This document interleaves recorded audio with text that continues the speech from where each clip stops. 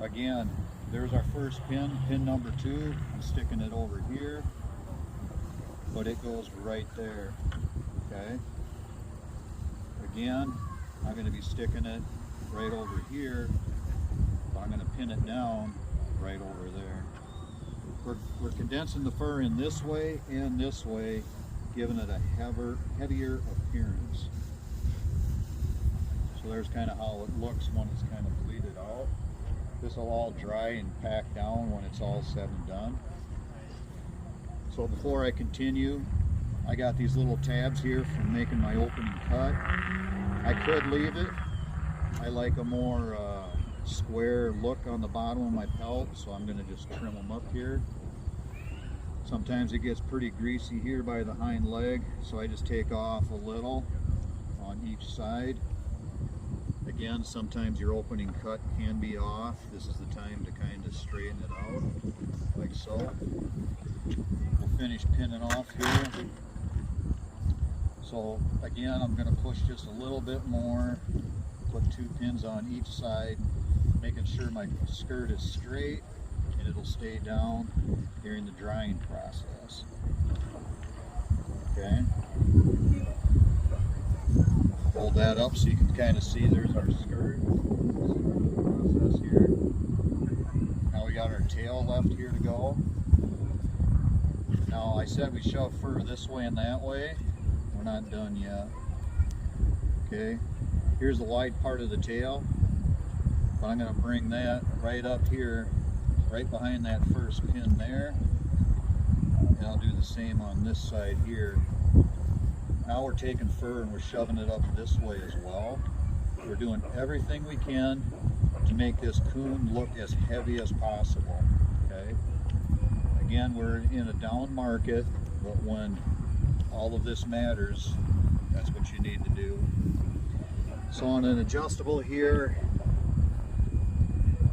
you run out of space to pin out. If you have a solid, you go right to it. It's just a piece of plastic corrugation. This doesn't have to stretch your pelt, it just has to hold your tail open.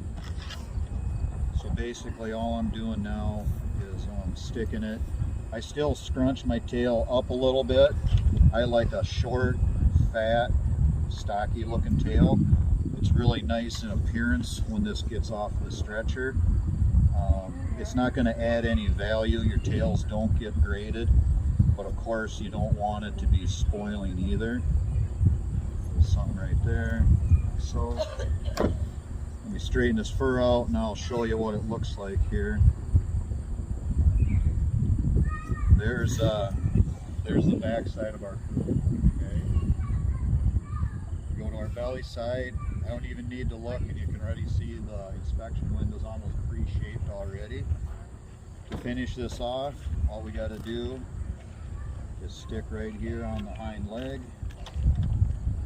Right here on the hind leg, and then again I like my feet clean and square.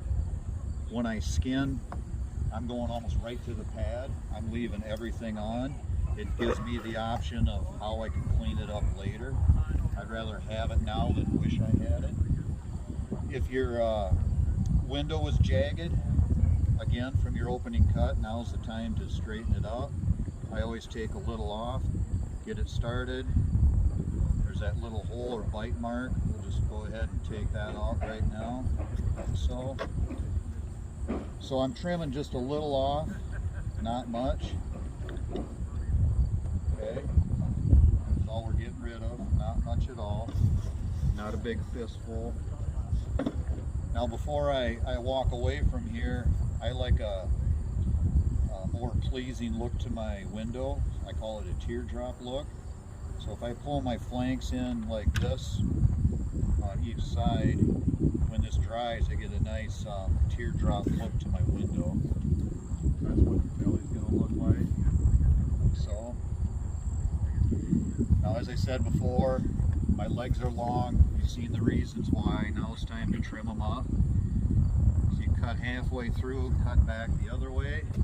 You don't just grab here and cut, because you're going to keep cutting. You're going to make a great big leg hole.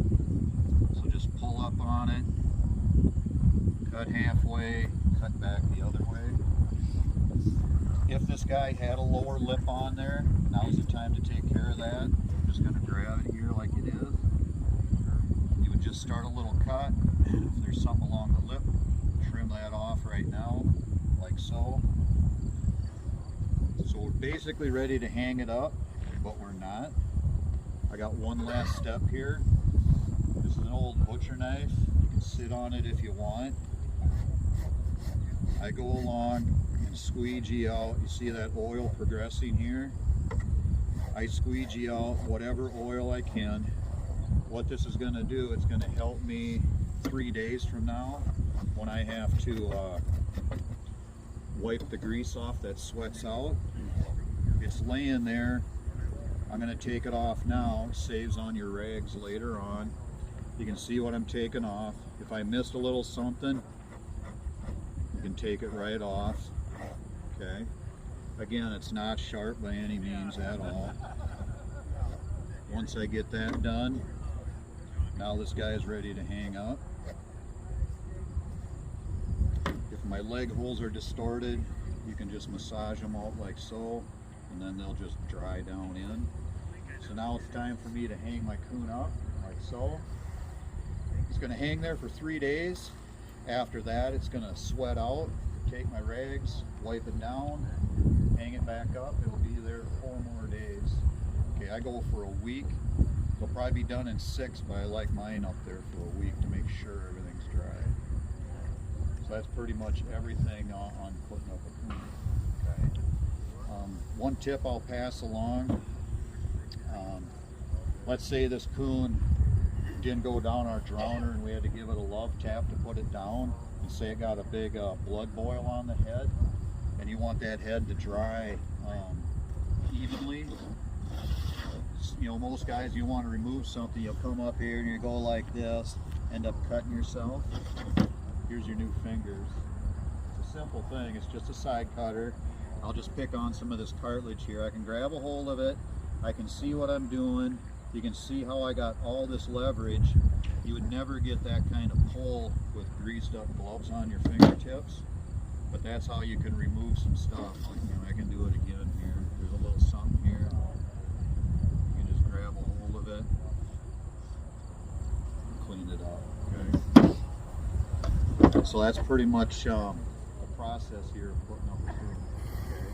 We put fur that way, this way, up this way. Now that fur can just burst.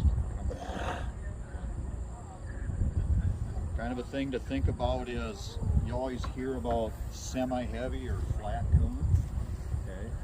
When you sell to an auction house, fur graders, they'll open these flanks up and they take the fur, they wipe down, they wipe forward, and then they wipe back. Okay. They want to see, does that fur lay down or flat? If the fur bounces back up, it tells you the underwool is fully developed. It's a heavy. We've took that tail fur and we shoved it at it. We're not allowing it to lay down. Okay, it just wants to burst out of there. Okay, that's how you get a heavier look to your stuff. Questions?